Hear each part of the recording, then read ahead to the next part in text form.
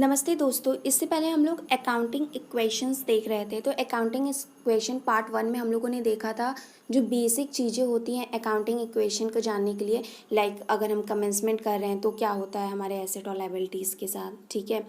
और अगर हम लोग परचेस कर रहे हैं, सेल कर रहे हैं, ठीक है, तो वो क्या क्या हम लोग करते हैं वो सारा कुछ हम लोगों ने देख लिया है। अब हम लोग देख रहे हैं पार्ट 2 में जो कुछ टेक्निकल क्वेश्चंस होते हैं, कुछ एडवांस लेवल के क्वेश्चंस होते हैं, वो सारा कुछ हम लोग अकाउंटिंग इक्वेशन पार्ट 2 में देखने वाले हैं, ठीक है। सो अब आप लोगों को क्या करना है कि जो पार्ट 1 है वो तो बेसिक था। अब पार्ट 2 जो रहेगा वो टेक्निकल क्वेश्चंस होगा। इसके बाद पूरे अकाउंटिंग इक्वेशन जो है वो फिनिश हो जाएगा। उसके बाद आपका काम है कि जितने भी बुक्स में जितने भी क्वेश्चंस दिए हैं उन सभी को सॉल्व करें। अगर आप सॉल्व नहीं करेंगे तब तक मेरे पढ़ाने का कोई फ़ायदा नहीं होगा, ठीक है।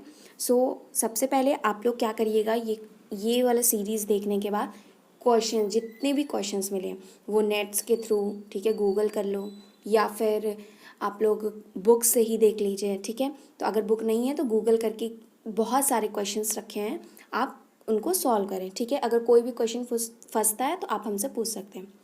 अब हम लोग आगे देखते हैं। तो अकाउंटिंग इक्वेशन पार्ट 1 में मैंने कुछ क्वेश्चंस दिए थे, ठीक है, वो ये रहे क्वेश्चन और यही है हमारे आज के क्वेश्चंस, ठीक है। तो इसमें जितने भी टेक्निकल क्वेश्चंस हैं, जितने भी एडवांस लेवल के क्वेश्चंस हैं, वो सारे मैंने इंक्लूड किए हैं, ठीक है। इससे पहले हम लोगों ने बेस पढ़ लिया है, अब हम लोग एडवांस लेवल के क्वेश्चन देख रहे हैं। यहाँ पे जितने भी मैंने ट्रांजैक्शन दिए हैं वो बिल्कुल डिफरेंट होंगे, ठीक है, हमें अलग रहेंगे। तो अब हम लोग एक एक करके सारे क्वेश्चन को देख लेते हैं। और इससे पहले मैंने होमवर्क भी दिया था इसी पर, तो जिन लोगों ने ये होमवर्क कंप्लीट किया है वो अपने आंसर चेक कर सकते हैं। तो ये रहा आंसर, ठीक है, ये रहा आंसर। अब हम लोग एक एक करके पूरे ट्रांजैक्शन को देखते हैं।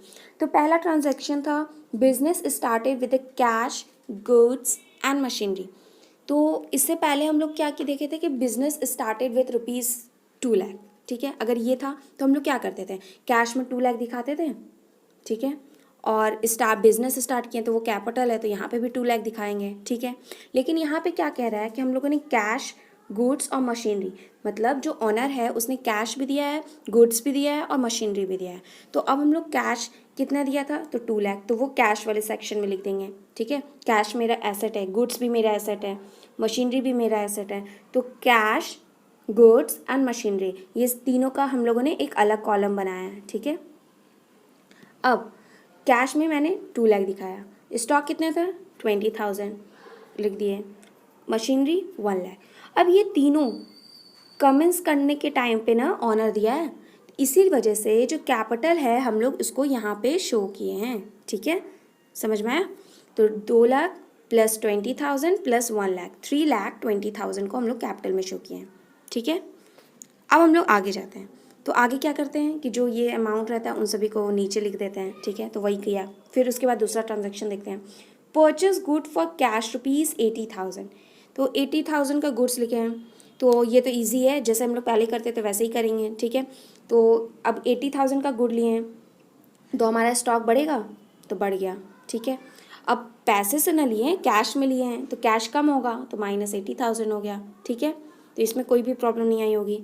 नेक्स्ट में देखते हैं।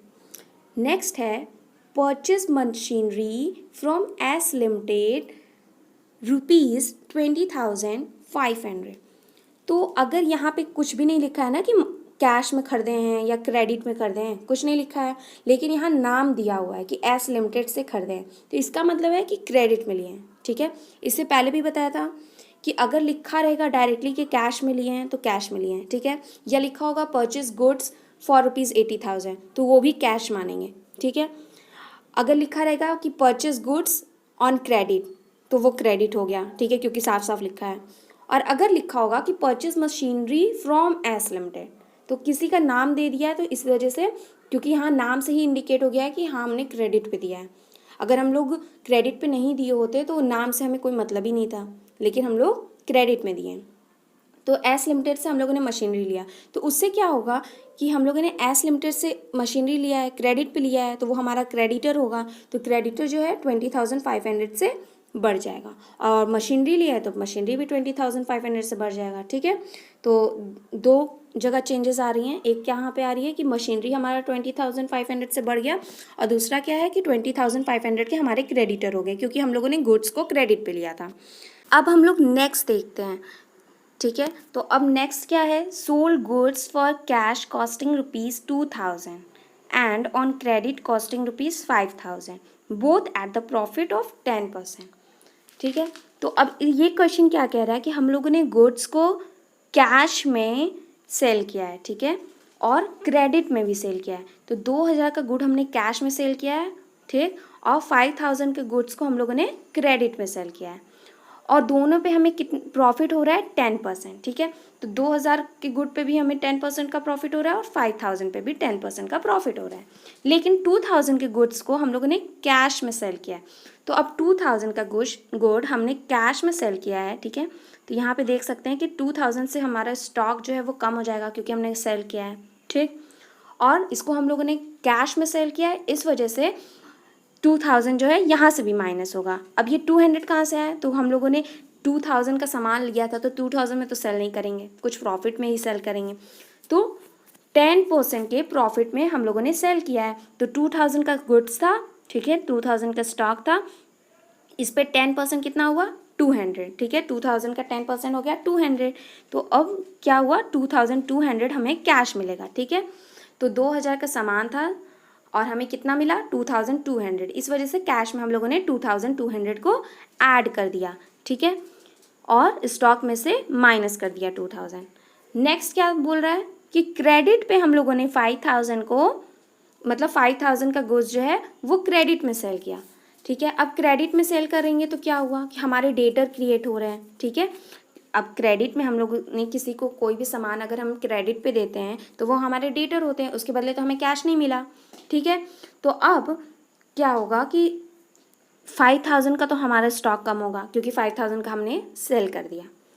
अब दूसरी तरफ क्या होगा कि हमारे जो डेटर हैं वो इंक्रीज़ कर जाएंगे, ठीक है। तो डेटर कितने से इंक्रीज़ करेंगे, 5,500 से, क्योंकि 5,000 का गुड था जिस पर 10% प्रॉफिट पे हम लोगों ने बेचा है, ठीक है। अब जब डेटर पैसा देगा तो वो हमें प्रॉफिट के साथ ही देगा ना, मतलब जो हम लोगों ने अपना 10% लगाया था, क्योंकि हम लोगों ने 5,500 में उसको सेल किया है, ठीक है। तो 5,500 में हम लोगों ने सेल किया, इसलिए डेटर जो है वो 5,500 के हुए हैं, और 5,000 जो है वो क्या हो गया, वो हमारा कॉस्ट प्राइस पे जो हम लोगों ने स्टॉक खरीदा था वो था, ठीक है। तो अब इसको हम लोग एक साथ भी शो कर सकते हैं, ठीक है, ज़रूरी नहीं है कि मतलब अलग अलग शो करें, वो समझाने के लिए मैंने ऐसे शो कर दिया है। आप चाहें तो -7,000 भी लिख सकते हैं। अब इतना तो हो गया, लेकिन यहाँ पर अब हम लोग देखें तो यहाँ पे 500 और यहाँ पे 200 का हमें प्रॉफिट हो रहा है, मतलब टोटल कितने का प्रॉफिट हो रहा है, 700 का, ठीक है। 700 का प्रॉफिट हो रहा है। तो प्रॉफिट मैंने पहले भी बताया था कि प्रॉफिट को हम लोग कैपिटल में ऐड करते हैं, ठीक है। तो इसी वजह से हम लोगों ने यहाँ +700 दिखाया है, ठीक है। तो फिर से एक बार समझा देते हैं, हमने गुड्स को सेल किया था, ठीक है, 2,000 का और 5,000 के गुड्स को हम लोगों ने सेल किया था। तो सेल करने पे क्या होता है कि हमारा स्टॉक कम होता है, तो 7,000 से स्टॉक कम हो गया, ठीक। 2,000 का जो स्टॉक था उसको हम लोगों ने कैश में सेल किया 10% प्रॉफिट पे, इस वजह से 2,200 से हमारा कैश बढ़ गया, ठीक है। और 5,000 का गुड्स था जिसको हम लोगों ने क्रेडिट में सेल किया था, ठीक है, 10% में, इस वजह से 5,500 से हमारा डेटर बढ़ गया, ठीक। और अब इन दोनों को हम लोगों ने प्रॉफिट में सेल किया, ठीक है, मतलब 500 का हमें यहाँ प्रॉफिट हुआ, 200 का यहाँ प्रॉफिट हुआ, टोटल हो गया 700। तो 700 को हम लोगों ने कैपिटल में ऐड किया। और बाय द वे अगर हमें लॉस पे बेचे होते हैं, ठीक है, अगर 2,000 का गुड्स था हमने 1,900 में बेचा होता, तो जो 100 रुपये क्या होता है, हमें लॉस हुआ था, ठीक है। तो वो यहाँ पर क्या हो जाएगा, -100 हम लोग करते हैं, और यहाँ पर हम लोग 1,900 दिखाते हैं, ठीक है। क्या है, इन्वेस्ट इन शेयर्स ₹5,000। तो शेयर क्या होता है, शेयर एसेट होता है, ठीक है। हम लोग कहीं इन्वेस्ट कर रहे हैं तो उसके बदले हमें कुछ मिलने वाला है, ठीक है। तो हमने शेयर में इन्वेस्ट किया, कितना इन्वेस्ट किया, 5,000। तो 5,000 से शेयर में इन्वेस्ट किया तो पैसे गए, ठीक है। अब कहीं पे हम लोग शेयर खरीद रहे हैं तो उसकी वजह से पैसे तो जाएंगे, तो पैसे गए, इस वजह से कैश जो है वो कम हो गया 5,000, ठीक है। और शेयर्स जो है वो इंक्रीज़ हो गया 5000। तो जैसे हम लोग नॉर्मली जो एसेट के लिए एंट्री करते थे लाइक मशीनरी फर्नीचर ये सब खरीदेंगे तो कैसे एंट्री करते तो वही सेम एंट्री रहता है इसमें, ठीक है। आगे देखते हैं, आगे क्या है, cash paid to S limited ₹20,000 in full settlement, ठीक है। अब देखो यहाँ पे हम लोगों ने मशीनरी खरीदी थी एस लिमिटेड से, ठीक है, कितने में खरीदी थी 20,500 से, ठीक है। लेकिन अब हम लोग क्या कर रहे हैं कि कैश पे कर रहे हैं एस लिमिटेड को कितना 20,000, मतलब 20,500 का था मशीनरी मगर हम दे रहे हैं सिर्फ 20,000, मतलब 500 नहीं दे रहे हैं, मतलब 500 क्या हो गया हमारा डिस्काउंट मिला है, ठीक है, एक तरह से हमें प्रॉफिट हो गया है।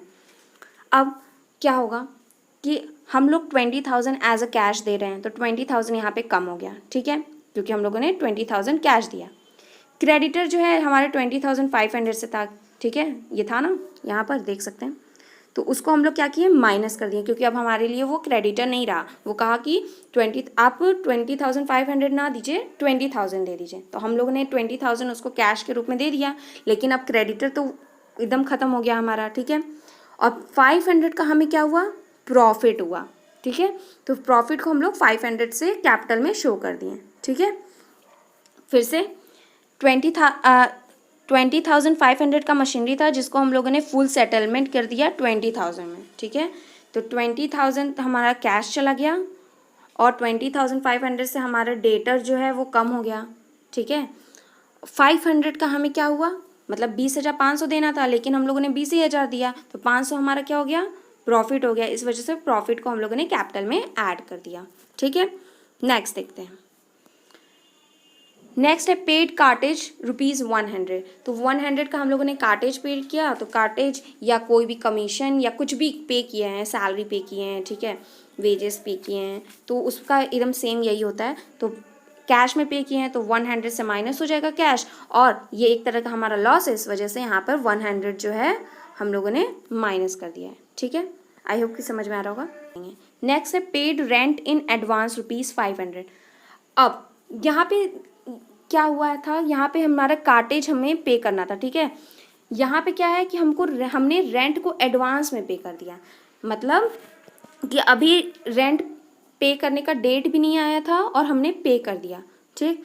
तो अब पे किया है तो कैश से हमारा 500 कम हो जाएगा, लेकिन एडवांस में ना पे कर दिया, ये अभी तो बना नहीं था, ठीक है। तो एक तरह से ये क्या हुआ हमारा एसेट हो गया, इस वजह से इसका एक नया कॉलम तैयार हुआ, ठीक है, दैट इज प्रीपेड रेंट।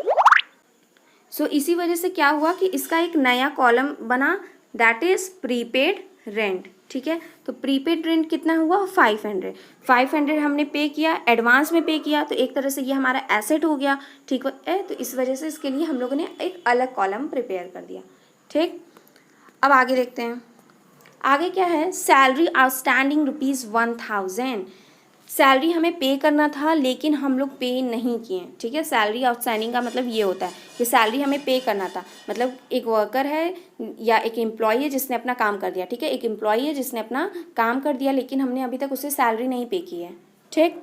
तो एक तरह से ये हमारी क्या हो गई लायबिलिटी हो गई, क्योंकि हमको तो पे कर देना चाहिए था लेकिन हमने पे नहीं किया है, ठीक। इस वजह से आउटस्टैंडिंग सैलरी का एक कॉलम बनेगा, ठीक है, क्योंकि आउटस्टैंडिंग सैलरी से हमारी जो लायबिलिटी है वो इंक्रीज होगी, तो इसको हम लोग लायबिलिटी साइड में आउटस्टैंडिंग सैलरी को ऐड करके दिखलाते हैं, ठीक है।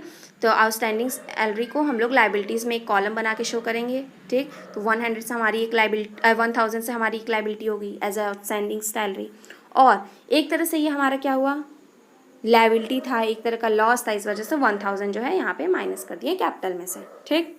आगे देखते हैं, आगे क्या है, डिपॉजिट इनटू बैंक ₹8,000। तो बैंक में हम लोगों ने क्या किया डिपॉजिट किया, कितना डिपॉजिट किया 8,000, तो कैश हमारा कम हो जाएगा, ठीक है, कैश हमारा 8,000 से कम हो गया क्योंकि कैश ही डिपॉजिट किए होंगे ना, तो कैश कम हो गया और बैंक क्या हो गया हमारा बढ़ गया, ठीक है। बैंक का हम लोग एक कॉलम बनाते हैं क्योंकि बैंक भी हमारा एसेट होता है, तो बैंक का भी हम लोग एक कॉलम बनाएंगे और 8,000 यहाँ पे बैंक में ऐड हो गया, तो यहाँ से कैश कम होता है और यहाँ पर जाकर कैश हम लोगों ने बैंक में डाल दिया, ठीक। नेक्स्ट है bought motorcycle for personal use. अब पर्सनल यूज़ के लिए हम लोगों ने मोटरसाइकिल परचेस किया, कितने में परचेस किया था 20,000 में, ठीक। तो ये तो पर्सनल यूज़ के लिए किए थे ना, तो इस वजह से ये हमारा ऑर्गेनाइजेशन का तो एसेट होगा नहीं, ठीक। तो इस वजह से कैश तो हम लोग 20,000 माइनस करेंगे, लेकिन मोटरसाइकिल का कोई भी कॉलम नहीं बनेगा, ठीक है। मोटरसाइकिल का कोई भी कॉलम नहीं बनेगा। क्यों नहीं बनेगा? क्योंकि मोटरसाइकिल हम लोगों ने पर्सनल यूज़ के लिया है, कंपनी या ऑर्गेनाइजेशन के यूज़ के लिए नहीं लिया है, ठीक है।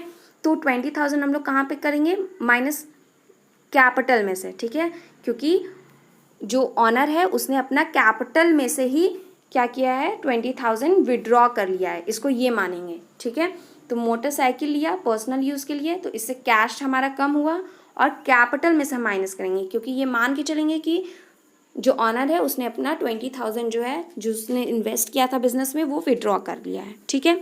Next, commission received ₹8,000। 8,000 का कमीशन मिला, तो कमीशन मिलेगा तो कैश में ऐड होगा, ठीक है, मिला है क्योंकि, ठीक है। अगर जा रहा होता तो माइनस होता, मगर हमें मिला है कमीशन, इस वजह से ऐड हो गया, ठीक है। एक तरह का प्रॉफिट है, इस वजह से हम लोग इसको कैपिटल में ऐड कर दिए, ठीक। नेक्स्ट है डेप्रिसिएशन चार्ज ऑन मशीनरी ₹2,500। तो डेप्रिसिएशन चार्ज हुआ है मशीनरी पे, कितना चार्ज हुआ है? 2,500। अब कुछ समय तक जब हमारे पास मशीनरी होती है तो मशीनरी की जो वैल्यू होती है वो कम हो जाती है, मतलब उसको यूज़ करते करते उसकी वैल्यू वही पुरानी वाली नहीं होती है, ठीक है। तो उस पर हम लोग डेप्रिसिएशन चार्ज करते हैं, ठीक। तो डेप्रिसिएशन कितना चार्ज हुआ है? 2,500। तो जो मशीनरी है उसकी वैल्यू कम हो गई, ठीक है, 2,500 से, और ये हमारा एक तरह का लॉस हुआ, इस वजह से कैपिटल में से उसको माइनस कर दिए, ठीक। नेक्स्ट है withdrew cash for personal use ₹100। तो कैश जो है हम लोग पर्सनल यूज़ के लिए ₹100 विड्रॉ किए हैं, ठीक। तो ₹100 हम लोग क्या कर रहे हैं? पर्सनल यूज़ के लिए विड्रॉ कर रहे हैं। जैसे यहाँ पे मोटरसाइकिल पर्सनल यूज़ के लिए विड्रॉ कर रहे थे, वैसे यहाँ पे अब क्या कर रहे हैं? कैश को विड्रॉ कर रहे हैं। तो कैश हमारा 100 माइनस हो जाएगा और कैपिटल में से भी माइनस हो जाएगा। मोटरसाइकिल के लिए अलग कॉलम नहीं बनेगा, फिर से बता दे रहे हैं। क्यों नहीं बनेगा? क्योंकि यहाँ पे हम लोगों ने पर्सनल यूज़ के लिए किया था।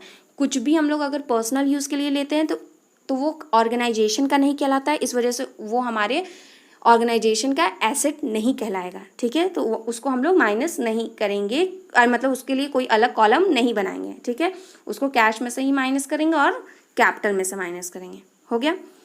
अब इसको हम लोग एक बार ऐसे फुल में देख लेते हैं, ठीक है। तो फुल में इसको मैंने दिखला दिया ताकि आप लोग इसका स्क्रीनशॉट ले सकें, ठीक है। अब बात है कि अकाउंटिंग इक्वेशन यहाँ पे ख़त्म नहीं हुआ है, ठीक है। यहाँ पर हमारे अकाउंटिंग इक्वेशन ख़त्म नहीं हुआ है। इसके बाद हम लोग देखते हैं कि बैलेंस शीट, ठीक है। अब यहाँ पर जो हमारा फाइनल इक्वेशन बनकर आया है, अब ये तो देखना होगा ना कि ये इक्वल है या नहीं, क्योंकि पहले भी हम लोग जानते थे कि जो एसेट्स हैं और लायबिलिटीज़ प्लस कैपिटल ये इक्वल होंगे, ठीक है। Asset is equal to liabilities plus capital. अगर ऐसा नहीं हो रहा है तो मतलब क्वेश्चन गलत किया है हम लोगों ने, ठीक है। तो यहाँ पर एसेट्स दिया है, इन सभी को ऐड करेंगे, ठीक है, और लायबिलिटीज़ और कैपिटल को ऐड करेंगे, दोनों इक्वल आया तभी मतलब हम लोगों ने सही किया है, ठीक है। तो इसके लिए मैंने क्या किया कि बैलेंस शीट हम लोगों ने प्रिपेयर कर लिया है। तो ये रहा हमारा बैलेंस शीट, ठीक है। तो कैपिटल हमारा था 3,05,500, ठीक है। क्रेडिटर हमारा 0 हो गया था। आउटस्टैंडिंग सैलरी 1,000, टोटल क्या हो गया? 3,06,500। Cash 76,500, stock 93,000, machinery 1,18,000, debtor 5,500, shares 5,000, prepaid rent 500 and bank 8,000, ठीक है। तो अब ये हम लोगों ने जब ऐड किया तो दोनों इक्वल है, इसका मतलब क्वेश्चन जो है हम लोगों ने सही किया है। So this is all about the accounting equation. अब इससे ज़्यादा इसमें कोई क्वेश्चन नहीं है, ठीक है। जो मैंने पहला पार्ट दिया था, दूसरा पार्ट दिया था, सारा हम लोगों ने क्वेश्चन कवर कर लिया। अगर फिर भी कोई भी क्वेश्चन नहीं आ रहा है तो आप लोग क्वेश्चन आराम से पूछ सकते हैं, ठीक है।